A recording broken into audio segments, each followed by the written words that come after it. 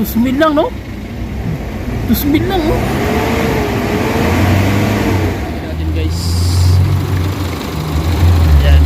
Yan lagyan natin para matanggal natin yung problema sa engine treatment.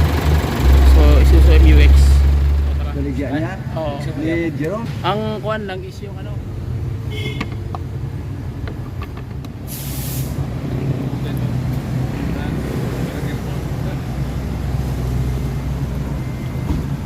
Okay. Check natin, guys. Ano, wala na yung ano. Yung usok. Ano. Ano, nakarap, lakas, diba? Ay, hindi nag-ano. Oh. Wala na yung ano. Okay, so ito na yung after, guys, ng paglagay natin ng treatment. Ito na yung resulta. Kita mo yung RPM. Yan, guys, so mapansin nyo yung under ng makina, ano na siya, meron na siyang galit. Prosado na, hindi tulad kanina na pag isa pa lang talagang wangwang. Pagpalang araw, guys, another client naman tayo na Isuzu MUX. Ang problema nito is walang hatak, blow by napakalakas, at saka tatawag na low RPM. Tsaka yung galit ng makina is talagang hindi maganda. Ibig sabihin kailangan mong tapakan yung accelerator para pumalo ng 3,000 RPM. So walang takbo halos. Ibig sabihin talagang mahina humatak sa arangkada. So ang problema ito, guys, hindi tayo mag-overhaul o hindi tayo magbubukas ng engine. Ang gagawin natin dito is maglalagay natin ng hot engine treatment para ma-address yung kanyang blow by na yan. So check natin, guys, actual yung kanyang blow by. Tara, let's go. So ayan, guys,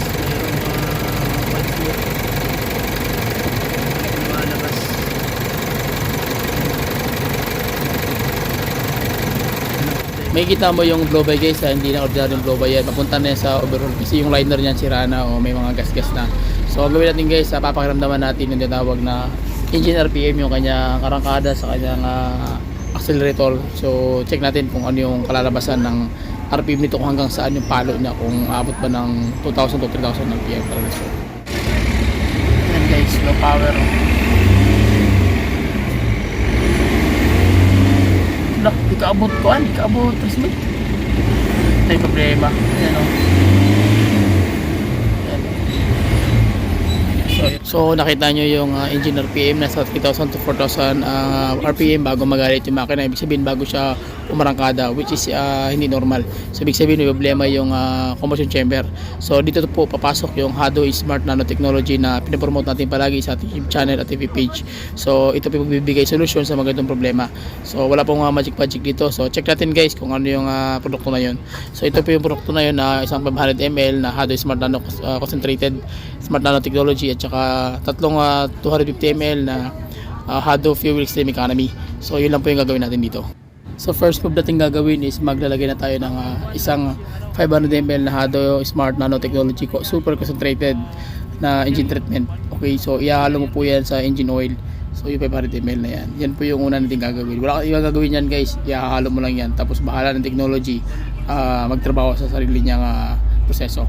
Pagkatapos niyan, maglalagay ka ng 250 ml na tatlong 3 bottles na Hado Super Concentrated naman na Hado Fuel Extreme Economy. So yan naman yung mag-a-address doon sa loob ng combustion chamber para ma-address yung tinatawag na mga gas-gas doon, o mga carbon build-up doon mismo sa tinatawag na combustion chamber, sa top ng piston, sa kanal ng piston, first ring, sa second ring ng piston. So yun po yung address ito. Kaya magugulat ka na lang, mawawala yung problema niyan. So ganun po hindi po yan magic, ito po yung technology. So yun po yung magiging trabaho nito, especially sa kanyang valve set. So siya na mag-setting yan doon, guys, na wala kang gagawin kundi ihalo mo lang siya. After nyan, so paandarin mo na makina, and then RPM mo lang ng mga, idling mo lang ng mga 3 to 5 minutes. So after nyan, idling nyo lang ng mga 3 to 5 minutes. Okay, so dito, guys, hindi na kakat yung video. So napaandar natin makina, pero tawag niya na gagawin natin dito is mag-idle lang tayo. So kung mag-idle kayo, especially sa ganitong mga unit, after nyo maglagay ng Hado Smart Nanotechnology, so ang basic pointers yan, guys, is aapakan nyo lang accelerator, especially sa mga 1,200 to 1,300. Steady lang yan RPM, kasi ibig sabihin gas-gas kasi masyado yung liner. Ibig sabihin marami nang tama yung either piston ring o yung kanyang piston canal o yung kanyang natawag na yung cylinder wall, yung pinaka main liner niya. So ibig sabihin malaki na yung clearance sa loob, yung gap doon in between ng natawag na diameter niya o ibig sabihin yung displacement pala, sorry. So ibig sabihin malaki na yung awang, malaki rin siwang noon. So ibig sabihin malaki na yung habulin ni Hado para ma-recover niya yung issue. Pero umaasa tayo guys nga ma-recover ni Hado yung problema mismo doon sa kanyang tatawag na blow by. So yun sa dipstick, so malaking issue yan guys pag yan ang lumalabas na mga issue, ibig sabihin symptoms, ibig sabihin mga mekaniko alam nila yan, subject for overhaul na yan, ibig sabihin may tama na yung liner mo. So pag may tama na liner guys, ibig sabihin yan wala pag-asa yan, na yan, subject for overhaul talaga yan, general pull out po talaga yan. So sa atin naman nag-advise tayo na hanggat kayang i-recover, ma-recover ni Hado.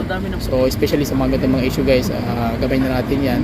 So sabi nga nila, pag lagyan ng Hado, wala na income yung mekaniko. Pero ang ating kasi pinopromote natin kung ano talaga yung pinaka the best na paraan na malilesen yung may-ari. Kasi syempre, although mekaniko tayo, pero syempre minamarket natin yung treatment.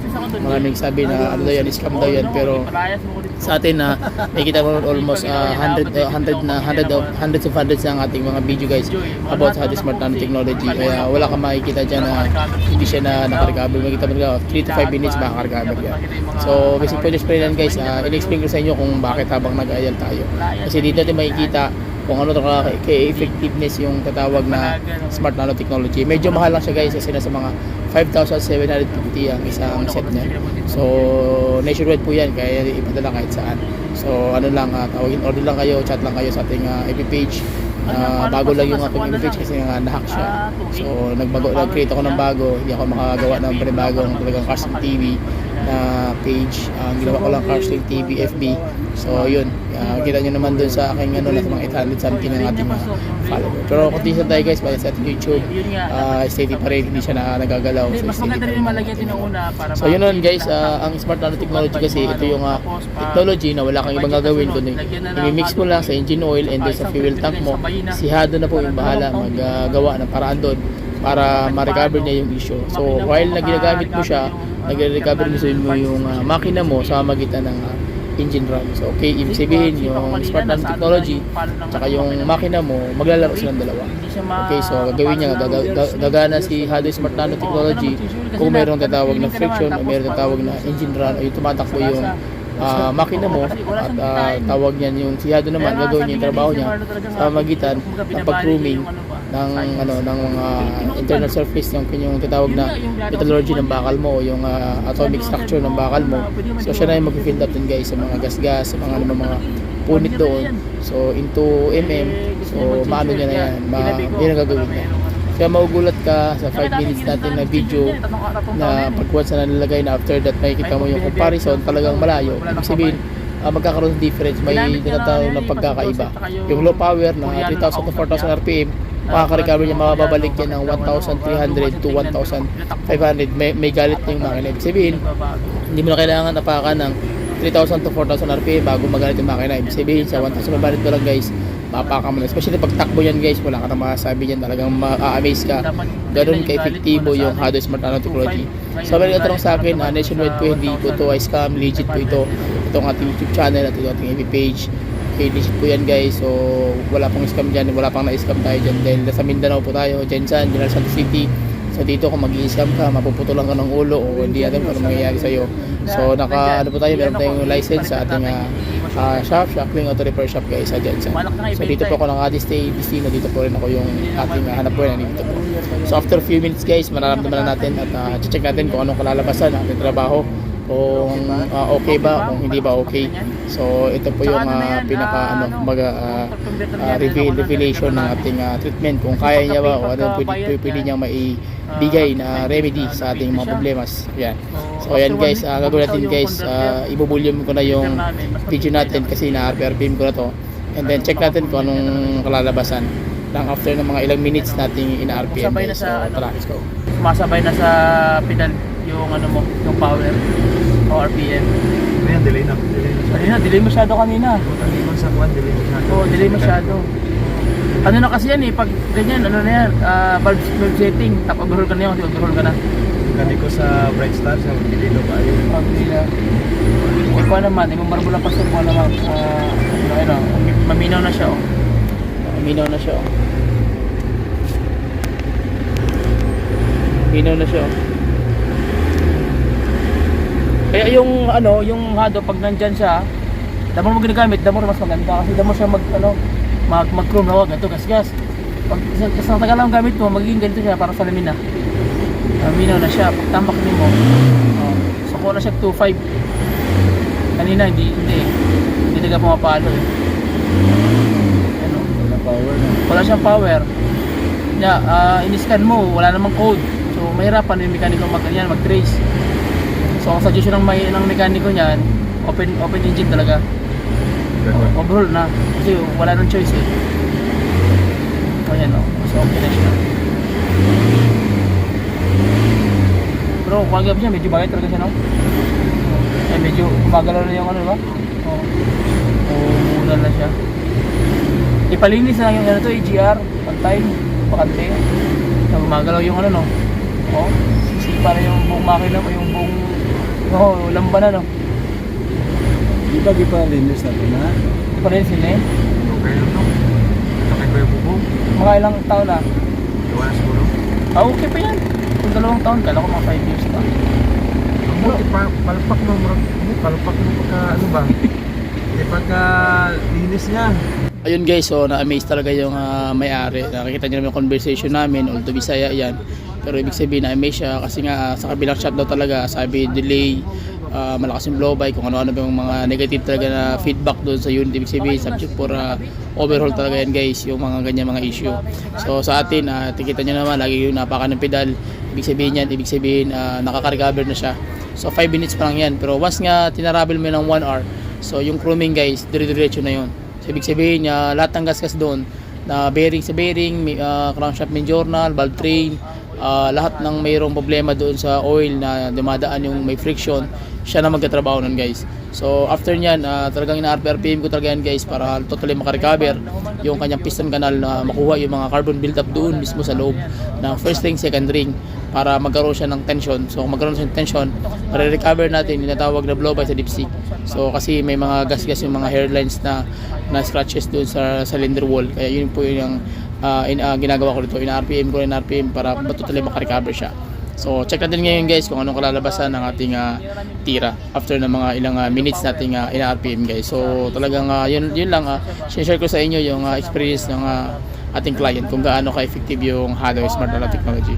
So check natin guys yung kanyang tawag niya na engine RPM ulit para sureball talaga na maramdaman natin.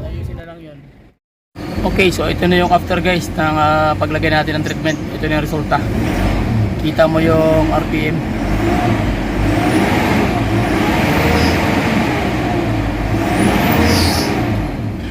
Maingay yung belt. So nakita nyo yung RPM guys, naka-recover talaga into 1,500. So ang gawin natin guys, check natin yung kanyang dipstick, yung blow by naman, yung issue na dapat natin ma-address. So tara, buksan natin guys yung engine bay. Check natin guys. Wala na yung usok. Nakakarap, lakas diba? So, hindi nag-ano. Wala na yung blow by. So nakita nyo guys, na-lessen natin yung kanyang blow by. Sabihin yung liner naka-recover. Especially sa kanyang engine cap, nakita mo halos wala na siyang lumalabas. So ibig sabihin yun ang problema, yung tension, na-recover natin. So check natin yung engine RPM guys, yung kanyang takbo ng makina. Mapansin nyo yung under ng makina, na siya, meron na siyang galit. Krosado na, hindi tulad kanina na pag isa pa lang talagang wang-wang o low power, kaya mayayari loss compression, nangyayari dyan. Tawag yan yung barbula mo, sobrang marami ng calcium na carbon na build up. So mangyayari dyan talagang maglo-low power kasi magkakaroon siya ng loss compression dahil may singaw yung barbula. So tsaka yung piston ring, so yung carbon build up dun sa top ng piston, maraming calcium ng mga carbon build up kaya naglo-low power. So walang ibang makakapag-address niyan, yung technology na nihahado lang po talaga. Pag once na nilagay niyo po yan, automatic yan. Kung ano pinakita niyo sa video, kung ano ba mangyayari sa unit niya. Okay, so yun po yung nito, ikinaganda. So makita nyo guys, wala tong tricks o anong magic technology po ito. Wala tong panguto o ano mga sasabi sa ating mga commentator guys. Talagang ito ay legit, talagang marami tayong proof and evidence. Kaya kung hindi tayo kung nagloloko tayo ng kapwa guys dito sa Mindanao pa lang, wala na, gulo ng buhay natin yan. Dahil dito, hindi ka pwede magluloko-loko dito dahil malawak yung network ng mga tao dito guys sa Mindanao. So yun lang guys, maraming salamat sa inyong walang sawang suporta at ating mga followers, subscribers at sa ating mga likers guys. So comment lang kayo guys, and then kung order kayo, just chat me and then I will send a reply. Okay, so please share my video, subscribe to my channel. Bye bye and God bless. Subscribe, see you.